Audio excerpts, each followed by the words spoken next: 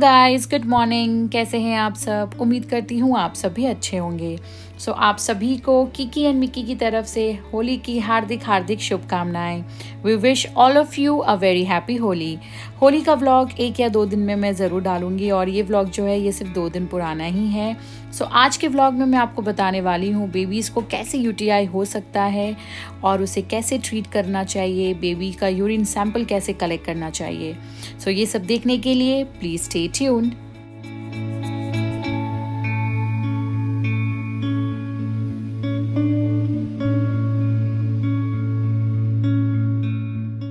ये देखिए, आजकल किकी को मैं खिलाती हूँ ये सूजी। किकी की तेल मालिश हो चुकी है और अब था किकी का फीडिंग का टाइम। तो मैं उसे दूध में ऐसे फॉर्मूला मिल्क में इस तरीके से सूजी मिलाकर उसे फीड कराती हूँ। इसमें मैं थोड़ा सा जैगरी भी डालती हूँ जो इसे अच्छा लगता है। और जस्ट बिकॉज उसके एंटीबायोटिक्स भी ऑन है तो मैं आजकल दिन में एटलीस्ट 3 टाइम्स थोड़ा सा सेमी सॉलिड देने की कोशिश करती हूँ। और ये देखिए, फिर मैं इसे दे रही हूँ एंटीबायोटिक जो मुझे डॉक्टर ने सजेस्ट किया है। और जब कल्चर रिपोर्ट आ जाएगा उसके बाद दूसरा मेडिसिन भी डॉक्टर ज़रूर स्टार्ट करेंगे। बस फीड लेने के बाद हमारी हैप्पी किकी इज़ प्लेइंग। उसे टीवी देखना बहुत ज़्यादा पसंद है, बट अगर टीवी पे कुछ और चल रहा है तो वो नहीं देखती है, बस हल्का सा उसका नज़र जाता है। बट अगर भजन चल रहा हो और या कोकोमेलन तो she will definitely watch the TV. आज देखिए, किकी से फाइनली मिलने आया विक्रम जो किकी का माचा है। माचा मतलब मामा एंड चाचा। एंड फाइनली जब किकी हमारी 6 मंथ्स की हो गई है तब उसे टाइम मिला है टू मीट किकी। और फिर ये मैंने स्टार एंड डीजी से किकी के लिए ऑर्डर किया था फ्रॉम अमेजन ये प्लेइंग मैट, क्योंकि वो जो लास्ट वाला प्लेइंग मैट था वो बहुत छोटा था और किकी के लिए बहुत छोटा पड़ रहा था। बट ये प्लेइंग मैट अच्छा है, बड़ा है, इनफ है and Kiki is very happy. Baby को हमें फ्लोर टाइम ज़्यादा देना चाहिए। जब बेबी जैसे ही 6 मंथ्स के हो जाते हैं, बहुत से लोग अपने बेबीज़ को वॉकर दे देते हैं, बट आई वुड सजेस्ट आप प्लीज़ बेबी को जितना हो सके फ्लोर टाइम दीजिए, तभी वो बेबी अच्छे से क्रॉल कर पाएगा और अच्छे से और नई नई चीज़ें सीख पाएगा। डायरेक्ट आप उसे वॉकर मत दीजिए। जब तक वो एटलीस्ट थोड़ा सा with the help of support हल्का सा चलना स्टार्ट ना कर दें, please do not give them walker. And walker से एक्चुअली बहुत सारा एक्सीडेंट्स भी होता है। तो मैं तो यही चाहती हूँ कि मैं किकी को जितना लेट हो सके उतना लेट वॉकर दूँ और या तो नहीं दूँ।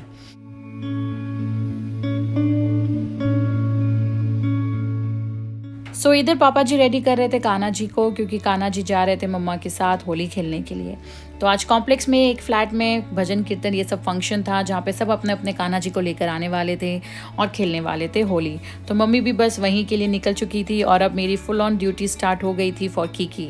मम्मी जब नहीं होती है तब मुझे रियलाइज़ होता है कि किकी को अकेले संभालना बहुत मुश्किल है। हैट्स ऑफ टू मम्मा जब मैं नहीं होती हूँ और वो किकी को संभालती हैं। और बस अब इधर नीलू और माचा मतलब विक्रम भी निकल रहे थे। और ये जो किकी के हाथ में एनवेलप था ये विक्रम ने दिया था किकी के लिए विथ फुल ऑफ ब्लेसिंग्स जो आंटी ने भेजा था। बस अब देखिए, ये नीलू की हमेशा की हरकत होती है, इस तरीके से हम एक दूसरे के साथ मजाक करते रहते हैं। उसने मेरा पैर छुआ था और वो गया था। हमारे बीच इसी तरीका का हंसी मजाक हमेशा से ही चलता रहता है। बस किकी ने किया goodbye to Matcha and Neelu और फिर बस मेरी ड्यूटी स्टार्ट हो गई थी फॉर किकी।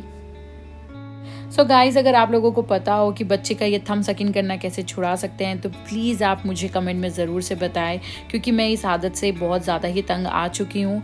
वो बिल्कुल भी दूध नहीं पीना चाहती है कभी कभी, बिकॉज वो थंब सकिंग करके उसका पेट भर जाता है। फिर उसके बाद हमारी किकी उठ चुकी थी, हार्डली वो हाफ एन आवर ही सोई थी और फिर उसे लग रही थी भूख और मम्मा तो थी नहीं, तो मैंने ऐसे बेड रोल लगा के उसका दूध बनाया था। और दूध बनाते वक्त भी वो बहुत रो रही थी तो मैंने इस तरीके से उसे कोकोमेलन चला के दे दिया था। I know this is very wrong, मुझे नहीं करना चाहिए, बट मेरे पास आज कोई ऑप्शन नहीं था।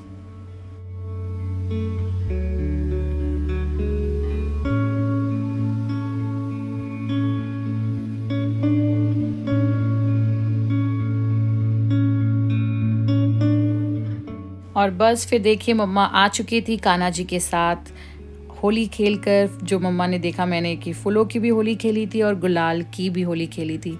और ये देखिए कान्हा जी कितने प्यारे लग रहे हैं। कीकी भी कान्हा जी को बहुत अच्छे से, बहुत गौर से देखती रहती है हमेशा और बहुत स्माइल करती है। और देखिए नानी क्या आती है, वो नानी के गोद में चली गई, बट नानी को तो पूरा रंग लगा हुआ था। नानी ने बस एक बार फेस वॉश किया और उसे होल्ड किया, बट उसके बाद मम्मा को पूरा नहाना पड़ा क्योंकि मम्मा पूरा गुलाल से भरी हुई थी। और बस मम्मा के आते ही कीकी का बस सोने का टाइम हो गया था। कीकी वेट ही कर रही थी कि कब नानी आएगी और नानी उसे सुलाएगी। और ये देखिए हमारी कीकी सो गई। और जो मैं आपको दिखा रही हूँ वो बेड के पास ये सारे कपड़े रखे हुए हैं जो मैं कबर्ड में बिल्कुल भी नहीं रख सकती, क्योंकि जैसे ही मैं कबर्ड खोलूँगी कीकी उठ जाएगी। तो कीकी जैसे ही सोती है हमें बहुत केयरफुल रहना होता है। और बस आजकल मैं एवरी नाइट, आजकल क्या फ्रॉम वेरी लॉन्ग, जब से कीकी हुई और उसमें फॉर्मूला मिल्क तो मैं स्टार्टिंग से ही देती हूँ, तो मैं रात को इस तरीके से स्टरलाइज्ड बॉटल निकाल कर अपने बेड के पास मेक श्योर करती हूँ कि मैं रख लूँ। सो मैं स्टरलाइज्ड बॉटल्स एंड कटोरी, चम्मच, गर्म पानी के लिए वाटर बॉटल, ये सब मैं रात को ही पास में रखती हूँ कि जब कीकी उठे और दूध मांगे तो मैं फटाफट उसे बना कर दे पाऊँ। तो ये मेरे लिए, मुझे बहुत इजी लगता है रात को। एंड आई वुड सजेस्ट कि आप सबको भी यही करना चाहिए, क्योंकि बच्चा जब नींद में उठता है उसे तुरंत दूध ना मिले तो वो बहुत क्रैंकी हो जाता है। तो ये देखिए इस तरीके से मैं सब कुछ अपने बेड के पास रख लेती हूँ। तो जब कीकी शाम को जल्दी सो जाती है तो हमारे लिए एक बहुत अच्छी बात हो जाती है कि हम घर का सारा काम सब कुछ अच्छे से कर पाते हैं। मैं व्लॉग बना पाती हूँ, मम्मी भी टीवी देख पाती है, या और भी जो काम होता है, फ़ोन पे बात करना होता है, जो भी कुछ होता है वो हम तभी कर पाते हैं, क्योंकि दिन भर तो कीकी फुल ऑन एनर्जी पे रहती है और बिल्कुल भी नहीं सोती है।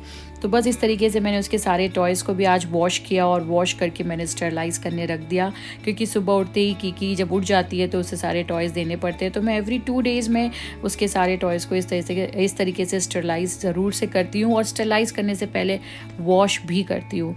सो अगर आप बेबी के टॉयज़ को सोच रहे हो कि सिर्फ स्टरलाइज़ करने से हो जाएगा, नो, दैट इज़ रॉन्ग। आपको उसे अच्छे से वॉश भी करना चाहिए एंड देन स्टरलाइज़ करना चाहिए। तो उसके सारे टॉयज़ भी जो हैं, जो सॉफ्ट टॉयज़ हैं, उनको भी मैं उसका जो लॉन्ड्री वाला जो डिटर्जेंट है उसी के साथ मैं वॉशिंग मशीन में वॉश कर देती हूँ।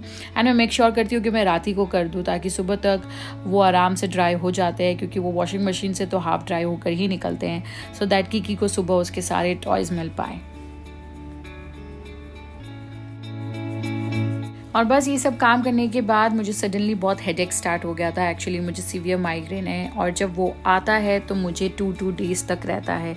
तो बस मेरी हालत हो चुकी थी ख़राब, और मैं भी अराउंड 9:30 सो चुकी थी।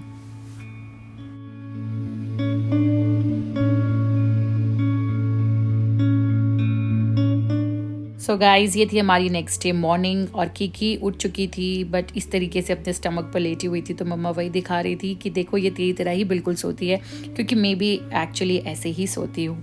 तो गाइज़, आज मैं आपको बताने वाली हूँ कि यूटीआई कैसे हो सकता है इन द बेबीज़। मुझे एक्चुअल में बिल्कुल भी नहीं पता था कि बच्चों को यूटीआई हो सकता है, वो भी इतने छोटे बच्चों को। तो there are 3 reasons, major reasons यही हो सकता है। फर्स्ट रीज़न ये हो सकता है कि अगर आप जब प्रेग्नेंट हो और अगर आपको यूटीआई हुआ है तो देयर आर हाई चांसेस कि आपके बेबी में वो ट्रांसफ़र हो सकता है। एंड सेकेंड रीज़न ये भी हो सकता है कि आप जब बेबी को डायपर पहनाते हो तो आप जब बेबी के उस जेनाइटल एरिया को क्लीन करते हो तो आप अच्छे से क्लीन नहीं करते हो, और या तो फिर आप डायपर रैश क्रीम जो यूज़ करते हो वो वहाँ पर इंसर्ट हो जाता है।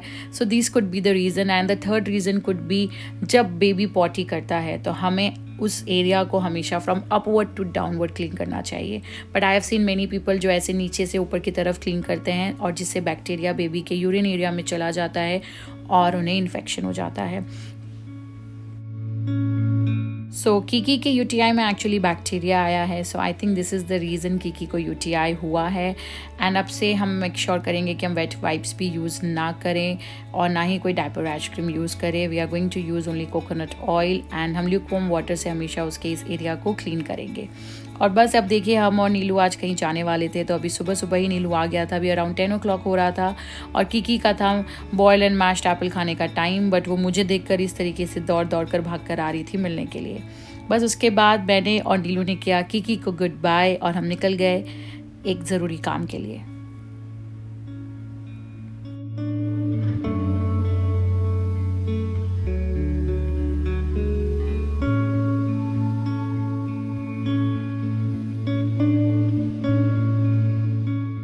सो सो गाइस, क्योंकि सिंस कीकी को यूटीआई हुआ है तो आजकल हम उसे कोकोनट वाटर देते हैं अराउंड 40 to 50 ml। और मैं बस अब कीकी को गुड बाय कहकर जा रही थी सैलून, क्योंकि आज मुझे सैलून में 1-2 मीटिंग्स थे वो करने थे, और बस मैं निकल गई थी सैलून के लिए। सो गाइस, अगर आपके बेबी को यूटीआई हुआ है तो आप मेक श्योर करें कि आप उसका रूटीन एंड कल्चर रिपोर्ट जो आया है उसके बाद आप जो डॉक्टर्स ने आपको एंटीबायोटिक्स दिया है वो फॉलो करें, और बेबी का वाटर इनटेक भी कंट्रोल करें। मतलब अगर आप बेबी को बहुत ज़्यादा यूटीआई हुआ है तो आपको वाटर तो देना ही पड़ेगा, बट आप इतना भी ज़्यादा वाटर नहीं दे सकते क्योंकि बेबी का जो किडनीज़ होता है वो बहुत छोटा होता है, वो ज़्यादा वाटर स्टोर नहीं कर सकता। तो बस जब मैं घर आ चुकी थी और मैंने आते के साथ ही कीकी को किया बहुत ही प्यारा वाला किस, क्योंकि जब भी मैं आजकल लेट घर आती हूँ वो सो जाती है तो मैं उसे मिल नहीं पाती हूँ, बट आज कीकी फाइनली उठ चुकी थी। और ये देखिए कीकी को अभी हम फीड करा रहे हैं, और कीकी को मैं वो मेडिसिन भी आजकल इस तरीके से दूध में मिक्स करके देती हूँ। तो अभी Kiki is on antibiotics, but मैं उसे वाटर थोड़ा सा ही देती हूँ, कोकोनट वाटर 40 to 50 ml देती हूँ, बट नॉर्मल वाटर में 20 to 30 ml ही देती हूँ। सो गाइज़, अगर आपको बहुत ज़्यादा डाउट होना तो इट्स बेटर आप हमेशा से बार बार पीडियाट्रिशियन को कॉल करें एंड पूछें, कुछ भी डाउट्स ना रखें, और हो सके तो ये सब वाटर इनटेक एंड ऑल का प्लीज़ अच्छे से ध्यान रखें। गाइस, क्योंकि नेक्स्ट डे होली थी और हमारी मेड काम कर कर जा चुकी थी, तो अब मम्मा का टाइम आ गया था किचन में लगने का। मम्मा बना रही थी स्वाली, जो हम हमेशा हर होली के पहले, दिवाली के पहले ज़रूर से बनाते हैं। और फिर उसके बाद मेरी भी तबीयत ख़राब थी, मुझे माइग्रेन अटैक चल ही रहा था 2 दिन से, 2 दिन नहीं मतलब येस्टरडे नाइट से, तो मैं भी आज आकर जल्दी ही सो चुकी थी। अभी अराउंड रात के 10 ही बजे होंगे और मैं भी कीकी के पास आकर सो चुकी थी। सो बस गाइज, आज के लिए इतना ही, फिर मिलते हैं अगले व्लॉग में। Till then bye bye, take care.